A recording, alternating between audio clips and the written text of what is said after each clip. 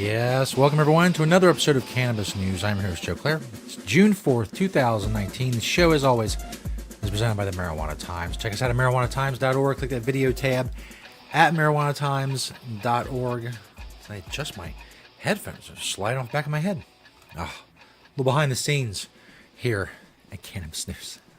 I'll be part of the extras on the documentary or the DVD edition. Today, we're talking about a new ruling by the Arizona Supreme Court. When it comes to edibles, also marijuana impairment tests. We'll talk a little bit about that. And we'll update you on a story we talked about a couple weeks ago about a possibility of these so-called weed deserts in California getting some relief and getting some dispensaries or retail shops, however you want to put it. All of that is coming up. First, of course, Cannabis News is brought to you by NatureSide, nature-side.com. And they're organic, all natural pesticides. Make sure you're growing safe and poison-free and not using banned pesticides in the state that you're growing to be regulatory compliant. You can do all of these things with NatureSide, nature-side.com. Proud sponsor of Cannabis News. Go and check them out. First story from marijuanatimes.org by Jason Sander.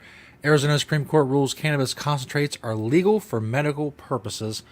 The Arizona Supreme Court recently made an important decision regarding whole plant cannabis medicine in a unanimous ruling. This court held that cannabis extracts meet the legal requirements to be considered medicine under the state program. This according to a story from the Phoenix New Times, out of Phoenix, of course. The recent ruling should set a precedent in the state, protect both the rights of dispensaries to sell concentrates in stores and the rights of patients to possess them. We hold the Arizona Medical Marijuana Act's definition of marijuana includes both its dried leaf, flowered form, and extracted resin, including hashish, the court stated in the ruling. So good for people of Arizona, a good precedent for them. Obviously, the way the United States is rolling out this legalization process state by state, it's only going to affect people in Arizona. Will it help in other states? Maybe. I don't know. I think the notion, excuse me, that instead of prohibition, they're going to legalize certain aspects, and that those are going to be the only aspects that exist, as if prohibition is not still going on, and as if prohibition hasn't proven that all of these things will exist with or without the law. We're not going to allow delivery, or we're not going to allow social consumption, or we're not going to allow edibles, or we're going to have THC limits. Things of this nature. Whatever's not legalized will remain in the black market. It's already here. Cannabis extracts, edibles, all that stuff. It's here already. You make brownies tonight. You can go buy a magical butter machine and eat all the cannabis brownies you want. If you got enough weed, and of course everybody knows, even if you live in a black market state, weed's plentiful. It's everywhere. And relatively inexpensive. We were talking about it versus other substances and other more illicit, harder drugs. These things are here. And this notion that we're only going to allow certain parts, well, that's just going to leave the other parts in the black market. They'll still be there. And I don't know. I was thinking about this earlier. As time goes on, there used to be part of me that got more resigned to these things and more accepting of these things. Okay, this is the way things are. Let's move toward fixing them. But I guess as I get older, and the more I do this show, and the more I'm immersed in these things, as I have been for now over 10 years, I become more agitated and more flabbergasted. This is the way we're going about this. That there are actually many people that believe that, if we don't allow edibles, or we don't allow concentrates, we leave them illegal, they just won't be here. But they're already here, and they'll continue to be here. And they'll be even more plentiful the more you try to make them illegal. Because people are going to want to go, and the demand is going to increase on the black market side, because there's no legal side to meet the demand. So all the demand goes to the black market. I don't know if agitated, flabbergasted is the word. I don't know. Am I getting into my get off my lawn years? Maybe so. But the notion that these people think these things, and I understand, they're not immersed in the community and the news and things the way that I am, and a lot of the viewers and listeners of the show are. I just don't see how you can believe that in the end, all these things are still going to be here. Whether it's edibles or social consumption lounges or delivery or, anything. It's all here. But we're quibbling over each thing in each state, little tiny battles everywhere. The victories really don't affect people in these other areas. Maybe a little bit for morale, but what happens in Arizona is not going to affect what people in California are doing, and vice versa. At least not until federal law catches up with many of the states. I don't know. Frustration. The frustration builds the more progress that's made. Because you see, one, what progress isn't being made, and two, you see the stupidity of what we had to just go through just to get what we have. 33 states medical marijuana. You had Illinois, 11 states adult use. That's taken a lot of effort to gain back all that ground that should have never gone anywhere in the first place. Here we are. Talking about more frustration. This is a frustration show. Listen to this from Chicoer, Chicoer, Chicoer.com. I know I messed that up. I don't know what to say. 3 years into legal cannabis, and California still doesn't have a reliable test for driving while high. That's a really off-putting title. As if because there's been legal cannabis for 3 years in California, meaning adult use, that somehow that should have led to the miracle of a device being created that will gauge impairment of someone who's been smoking or using marijuana and ingesting marijuana in some way. The technology doesn't exist. And I know a lot of people don't understand that. They think, well, you can just check someone's blood alcohol level and tell kind of how impaired they are when it comes to driving.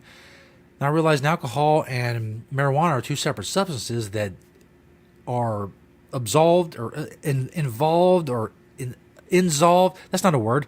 They're brought into the body in different ways. One is water soluble, the other one is fat soluble, and THC stays in your system long after the impairment's gone. But this is the notion we're somehow going to have this magical device. You just blow into it. Oh, you're high on weed, son. No, we don't have that. Will we have that someday? I don't know.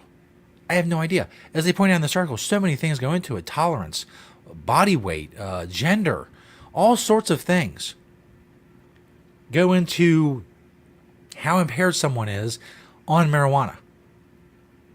There's an interesting paragraph in this article, a little ways down that says, quote, "The Center for Medical Cannabis Research at UC San Diego is weeks, quote unquote, away from releasing findings of a 3-year state-funded study into effective roadside tests for marijuana impairment," according to Dr. Robert Fitzgerald, a clinical pathologist involved in the project. So when that comes out, we'll see exactly what it says, but it's not going to say, I would almost guarantee it's not going to say, well, you find this amount of this in the blood, or this amount of this in their breath, or this amount of this chemical in their hair follicles, they're officially impaired on marijuana. That's not going to happen.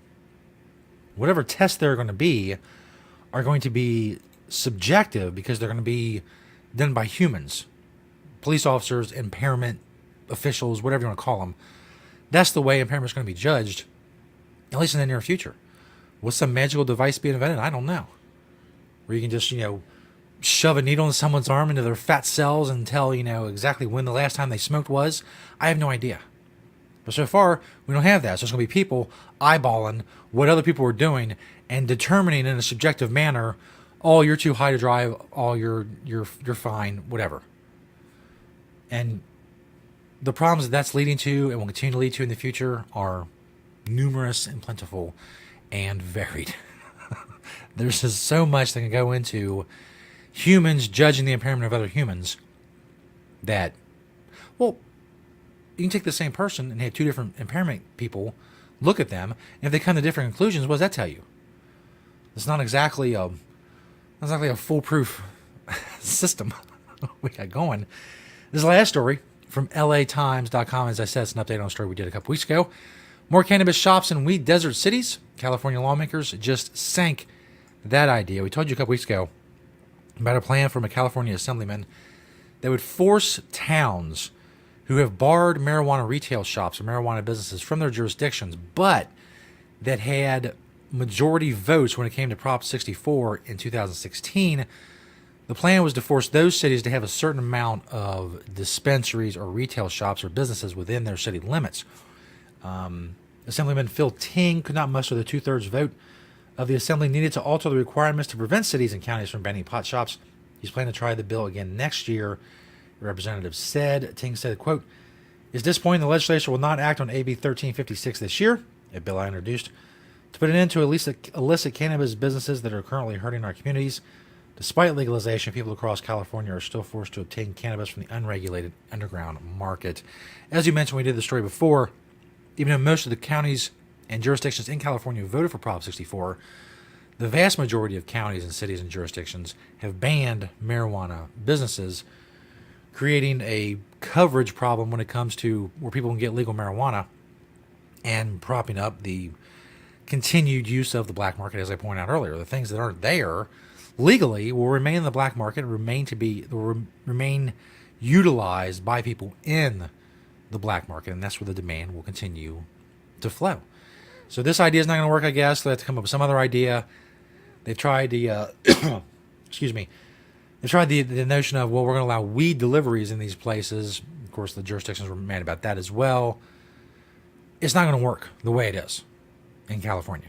The regulations and the fees and the taxes, and most of the state being barren of any sort of marijuana businesses, it's just not going to work. The black market will continue. It will continue to thrive, and people continue to complain about that. They'll continue to bemoan the fact that, the black market is, it's still here. Well, yeah. If you're going to legalize marijuana, you got to legalize it. If you're going to do a half-ass job, sorry, pardon my French, if that's the way you're going to approach things, you're going to get the results.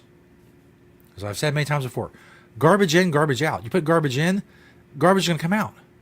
You can't put garbage in and then they have roses come out. It doesn't work that way. That's a rough analogy, metaphor, whatever, but still, you get what I'm saying. The results aren't going to be as good as what's put into it. And right now, especially in California, not much is going in other than garbage. So what are you going to have? The black market continues. See, that's already set. There's already a customer base there. There's already, however many tens of thousands, hundreds of thousands of dealers around the country. They're already there. They already got their customers. They know these people. They got their phone numbers. They got their beepers at the ready. If they still use beepers, I don't know. They probably don't. They have people's numbers saved in their iPhone, whatever. They're already established. These legal businesses are trying to fight this already established market that doesn't pay taxes, doesn't have to pay the fees and all that stuff, and is entrenched already. And if they're crippled by the local or the state governments that are involved, or the federal government in many cases, then they're not going to compete. They're just not. They're at such a disadvantage that it's going to be impossible. And then people will whine, whoa, why not? Why is legalization erasing the black market? It's because you're doing it wrong. That's why. You want the blunt, honest truth, if you will, pun intended? You're doing it wrong. If you did it right, then it would work. But you're doing it wrong, so it doesn't work. There you go. That's as simple as I can make it. Thanks, everybody, for checking out Cannabis News. Search us out. Search the Marijuana Times on YouTube and Vimeo for the videos. Also, marijuanatimes.org, obviously the video tab. Search Apple Podcasts for the Marijuana Times for the audio version of the show. Thank you to Natureside, nature-side.com for your organic, all-natural pesticides and being a sponsor of the show. Thank you all for watching and listening and commenting and liking and spreading the truth about cannabis with this show. We'll see you next time right here on Cannabis News.